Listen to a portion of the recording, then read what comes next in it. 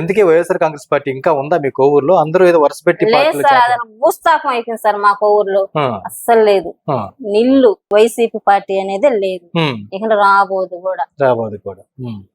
ముందుగానే వాళ్ళు ఏదో కలలు కంటున్నారేమో వస్తది ఉమ్, అనుకుంటున్నారేమో, ఉమ్, అది భూస్థాపం అయిపోయింది, ఉమ్. అదైతే రాదు. ఓకే అమ్మ. ఒక మాజీ ముఖ్యమంత్రి హోదాలో జగన్మోహన్ రెడ్డి గారు వచ్చి కొంతమంది అంటున్నారు మా వైసీపీ వస్తే చూపిస్తాము అది ఇది అంటున్నారు. ఉమ్, దానిపై మీరేమంటారమ్మా?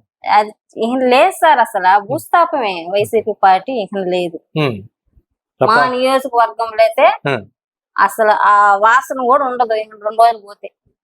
ఏమ్మా మిగతా వాళ్ళందరూ కూడా మీ పార్టీలోకి అసలు వచ్చేస్తున్నారు? అంతా వచ్చేస్తున్నారు నిల్లు వైసీపీ పార్టీకి సంబంధించి. పడవలూరు అయితే విడవలూరు అయితే అసలు ఖాళీ. మొన్న ఈ మధ్య కాలంలోనే మేడం గారు సమక్షంలో, ఇద్దరు ఎంపీ గారి సమక్షంలో జాయిన్ అయిపోయారు. రాజీనామా ఇచ్చేసి వాళ్ళు వైసీపీ సర్పంచులు జెడ్పీటీసీలు వాళ్ళందరూ రాజీనామా ఇచ్చేసి మా వైపు మేడం గారి చేత కండవే చేస్తున్నారు. ప్రశాంత్ రెడ్డి గారు చేస్తున్నటువంటి ఆ అభివృద్ధి సేవా కార్యక్రమాలు చూసి వచ్చేస్తున్నారా ప్రజలంతా, వచ్చేస్తున్నారు వైసీపీ నాయకులంతా? అంతేనా? వచ్చేస్తున్నారు సార్. అట్లాగా మేడం గారి అభిమానంతో ఆమెతో వస్తుంటే వీళ్ళేమైనా ప్రచారం చేస్తున్నారంటే డబ్బులు పెట్టుకొనేస్తున్నారు. ఇప్పుడు ఎలక్షన్ కూడా లేదు కదమ్మా, డబ్బులు పెట్టుకోవాల్సిన అవసరం లేదు. ప్రతిదీ అట్లాగే చెప్పుకుంటున్నారు, డబ్బు ఉంది డబ్బు పెట్టుకొనేస్తున్నారు అని. ఎవరు డబ్బు కోసం రా సార్, ఆమె పనితీరు, ఇద్దరు భార్య భర్తల పనితీరు, సేవాగుణం, ఏది ఇంటికి పోయి ఏది అమ్మ మాకు ఇది కావాలమ్మా అని అంటే వెంటనే చేసే గుణం. అక్కడ కూర్చోబెట్టి ముసలోళ్ళు పోయినా కూడా కూర్చోబెట్టి వాళ్ళకి ఏం కావాలమ్మా నీకు అని చెప్పి కూర్చోబెట్టి వాళ్ళని అడిగి అప్పటికప్పటికే చేయాల్సింది. 1 రూపాయి డబ్బులు ఇవ్వాల్సి ఉంటే ఇచ్చి పంపిస్తుంది. వాళ్ళు చాలా సంతోషపడిపోతుంటారు సార్ పెద్దవాళ్ళు, ముసలి వాళ్ళు. అలాగమ్మా పేద ప్రజల్ని ఆదుకునే విషయంలో ప్రశాంత్ రెడ్డి గారు, ప్రభాకర్ రెడ్డి గారు అటు విపిఆర్ దంపతులు ఒక ప్రత్యేకంగా సేవతో ముందుకెళ్తుంటారు, నిజమేనా? అవును సార్. Okay okay. ప్రతిదీ ఏదన్నా ఆపద వచ్చినా కూడా కోవూరు నియోజకవర్గంలో ముందుండేది ఎవరు అని అంటే మా మేడం, మా సార్ విపిఆర్ గారు, మేడం గారు. ఓకే అమ్మా, పేద ప్రజల్ని ఆదుకోవడం కోసం మీ కూటమి ప్రభుత్వం P4 ఈ బంగారు కుటుంబాలని తీసుకురావడం జరిగింది. సో ఇలాంటిది మీ జరుగుతుంది సార్, ప్రజెంట్ మా పంచాయతీలోనే జరుగుతుంది. మేము దత్తత తీసుకోవటం జరిగింది. అంటే మీరు సర్పంచ్ గా మీరు కూడా కొంతమంది తీసుకున్నాం సార్. మీరు మార్గదర్శకులు ఉన్నారు. అవును సార్. ఇప్పుడు అక్కడ ఉండే మా టీడీపీ నాయకులు అయితే ఏముంది, మా సెక్రటరీ గారు కూడా కొంతమందిని ఒప్పజెప్పాము. జరుగుతుంది సార్, ఆ ప్రాసెస్ బ్రహ్మాండంగా జరుగుతుంది మా వీధుల్లో. అలాగే మేడం గారు ఆ విషయం పైన ఒక ప్రత్యేకమైన శ్రద్ధతో ముందుకెళ్తారా? మీకు అందరికి గైడ్లైన్స్ ఇస్తున్నారా? తప్పకుండా సార్, ప్రతిసారి మాకు మీటింగ్స్ కూడా ఏర్పాటు చేస్తుంది, అవన్నీ చెప్తానే ఉంటది. ఏదైనా గ్రామంలో మీరు చూసుకోవాలమ్మా అని, మీకు ఆడ చేయలేక పరిస్థితి ఉంటే నా దగ్గరకు రండి, నేను చేస్తాను.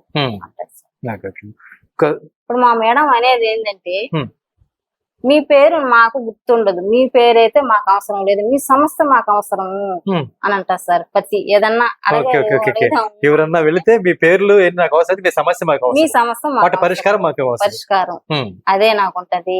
ప్రతి ఒక్కరి పేరు గుర్తు పెట్టుకోవాలంటే పెట్టుకోలేను, మీ పేరు కూడా మాకు అవసరం లేదు, మీ సమస్య అది చెప్పండి, నేను ఖచ్చితంగా చేసి చెప్తాను. సో మొత్తానికి నియోజకవర్గంలో ప్రజల సమస్యలు పరిష్కారం అవుతున్నాయా? అవుతున్నాయి సార్. ఏ మండలం? 5 మండలాలు. 5 మండలాలు బ్రహ్మాండంగా చేస్తున్నారు సార్ మా మేడం అయితే.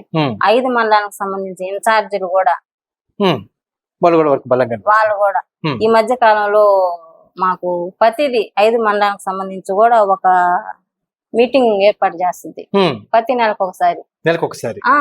అందరం కలిసి అక్కడే ఏమన్నా ఉంటే మాట్లాడుకోవటం చేయటం అన్ని మాకు అన్ని ప్రిపేర్ గా చేసి చెప్పద్దు. ఓకే అమ్మా, ఒక సర్పంచ్ గా చెప్పండి.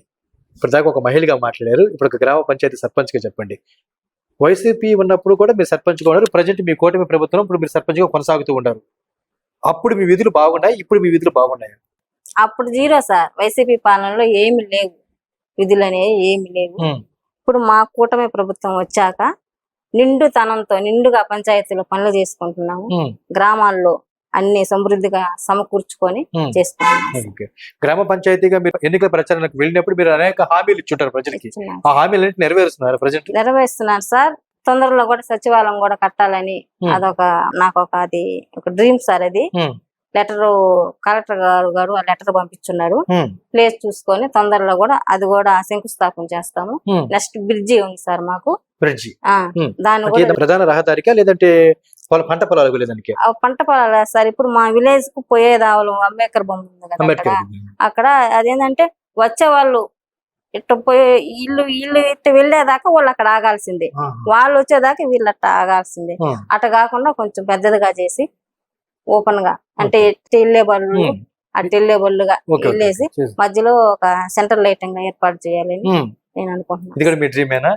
Okay okay. సో మొత్తానికి మీ పంచాయతీకి ఒక ప్రధానమైనటువంటి ఒక సచివాలయం, రెండోది వచ్చిందంటే ఈ బ్రిడ్జి వర్క్ ఈ రెండింటి మీద మేడం గారితో డిస్కస్ జరిగింది. మేడంతో కూడా కలిసాము, కలెక్టర్ గారితో కూడా కలిసాం సార్. గ్రీన్ సిగ్నల్ ఇచ్చారు, తొందరలో ఆ పని కూడా చేస్తాం. ఓకే అమ్మా. మీ కూటమి ప్రభుత్వం ఈ మధ్య అనేకమైనటువంటి నామినేటెడ్ పోస్టులు అందరికి ఇస్తూ వస్తూ ఉన్నారు. మీరు చూస్తే వేమిరెడ్డి ప్రశాంత్ రెడ్డి గారిని ఒక తల్లి సమానరాలుగా, మాతృ సమానరాలుగా భావిస్తున్నారు. సో మీ మాతృ సమానరైనటువంటి వేమిరెడ్డి ప్రశాంత్ రెడ్డి గారు మీకు ఏమైనా ఒక నామినేటెడ్ పోస్ట్ ఇస్తే స్వీకరించడానికి మీరు సిద్ధమేనా? మేడం గారు కాడైతే నేను మీటింగ్స్ అన్ని చేస్తాను సార్. ఆమె దయ సార్, మేడం గారి దయ. ఆమె ఏది ఇచ్చినా నేను స్వీకరిస్తాను సార్. స్వీకరిస్తాను. సో మొత్తానికి ఆమె దారిలోనే ఉంటూ, ఆమె వెనకాల ఉంటూ ప్రజాసేవ చేయాలనేటువంటి తలంపు మీకు బలంగా ఉందంటారు? ఉంటాను సార్. ఇప్పుడు 4 years కాకపోయినా ఆమె వెంటే నడుస్తాను సార్. తొందరలో మా మేడం మంత్రి పదవి కూడా వస్తుంది.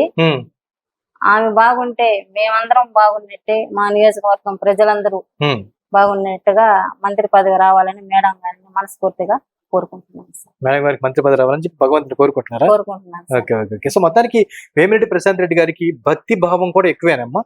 దేవుళ్ళ భక్తి కూడా ఎక్కువ? ఖచ్చితంగా సార్. ఎన్నో దేవాలయాలు కట్టించింది సార్ మా మేడం. మీ నియోజకవర్గంలో కూడా ఉన్నాయి? నియోజకవర్గంలో, మాకు నియోజకవర్గంలో ప్రతి దేవాలయం మేడం గారి సారు శంకుస్థాపన చేయటం గాని, వాళ్ళకి అమౌంట్ ఇవ్వటం గాని, ఇప్పుడు మా వేగూరుకు సంబంధించి కూడా చేస్తుంది. ప్రతి విలేజ్ కు సంబంధించి వీళ్ళిద్దరూ చేసిన దానం గుడే ఉంటుంది సార్. నువ్వు ఎక్కడైనా చూసుకో, మేడం గారు ఇద్దరు చేసింది. ఇప్పటి వరకు వేమిరెడ్డి ప్రశాంత్ రెడ్డి గారు మాత్రమే చెప్పారు ఆమె ప్రజల పట్ల ఒక ప్రత్యేకమైన ప్రేమ ఉంటుంది, వృద్ధులు వెళ్ళినా పిల్లలు వెళ్ళినా ఎవరైనా వాళ్ళని పరామర్శించి వాళ్ళకి సాయం చేస్తుంటారు. మరి ప్రభాకర్ రెడ్డి గారు ఎలా ఉంటారు? ఆయన గురించి అయితే ఆయన గురించి చెప్పే స్థాయి కూడా నాది కాదు సార్. ఎందుకంటే ఆయన అంత మహానుభావుడు. ఏ దానికి యాడున్నా నన్ను పలకరిస్తారు సార్. ఏమ్మా బాగుండవా అంత దూరంలో ఉన్నా కూడా ఏమ్మా బాగుండవా సార్.